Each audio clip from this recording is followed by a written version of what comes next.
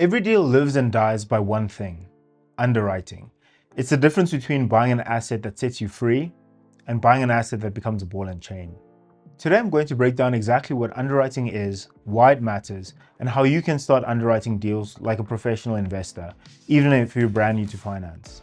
We're going to cover the framework that institutional investors use to evaluate businesses and real estate.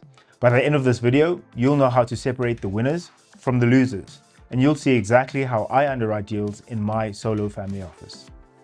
Underwriting sounds like a fancy finance word, but it's actually quite simple. It just means looking at the numbers of a deal and asking, does this thing actually make money, and will it continue to make money? Think of it like buying a car. You wouldn't just look at the color of the car and the shiny rims. You check the mileage, the service history, the engine. Underwriting is looking at the financial engine of a property or business before you buy it. For real estate, that means analyzing rent, expenses, vacancy, financing. For businesses, that means analyzing revenue, margins, customers, operations. The goal is to get to one number: cash flow. How much money actually hits your pocket after debt payments, expenses, reserves. That's underwriting. When I underwrite, I always start with two questions. Firstly, what's happening today? Based on current revenue and expenses, is this asset profitable right now? Secondly, what could happen tomorrow? If I add value, change management, restructure debt, how much better could it get? Most investors only ask question one, but pros ask both. Question two is where the real upside is. That's how you create wealth. Imagine a simple example in real estate. Let's take a 10-unit apartment building. Each unit rents for $1,000 a month. That's $10,000 a month total. Annualized, that's $120,000 gross income. Now expenses: property taxes, insurance, maintenance, management, repairs. Let's say that's $50,000.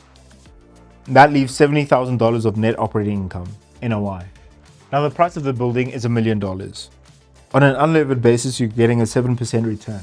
$70,000 divided by $1 million. That's called a cap rate. But here's where it gets interesting. What if I can raise rents by $100 per unit per month? That's an extra $12,000 per year. The NOI goes from $70,000 to $82,000. At the same 7% cap rate, the property is now worth about $1.17 million. That's $170,000 in value creation. And that's underwriting. It's not just about what's there, but about what could be there. Let's do the same with a small business.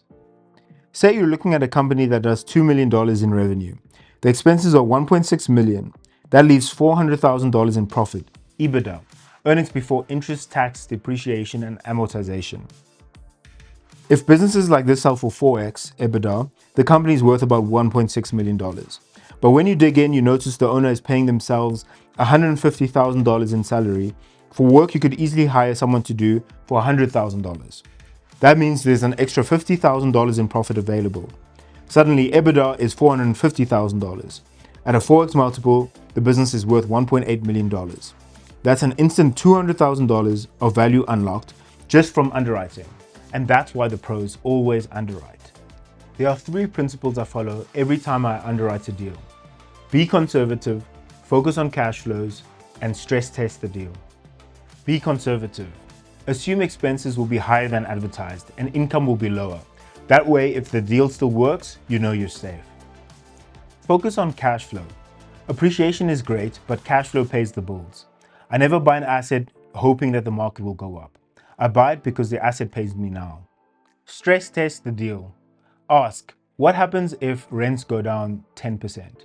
What if interest rates increase by 200 basis points? What if I lose my biggest customer? If the deal still survives, it's solid.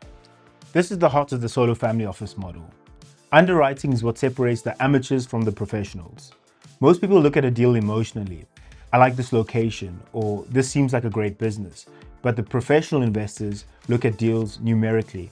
They follow a process. They build a spreadsheet. They test scenarios. When you know how to underwrite, you don't get fooled by the numbers. You don't overpay. You don't get stuck with a bad deal. You see the truth in the numbers. And when you can see the truth, you can make smart bets over and over again until you have a portfolio of real estate and properties that produce cash flow, growth, and freedom. If this resonated with you, here's what I want you to do next. Start looking at your next deal through the lens of underwriting.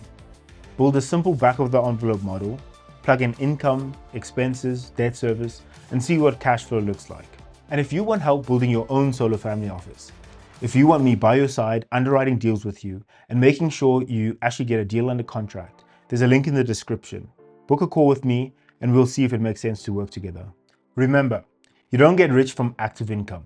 You get rich from assets. And the way you buy great assets is through great underwriting. Thanks for watching.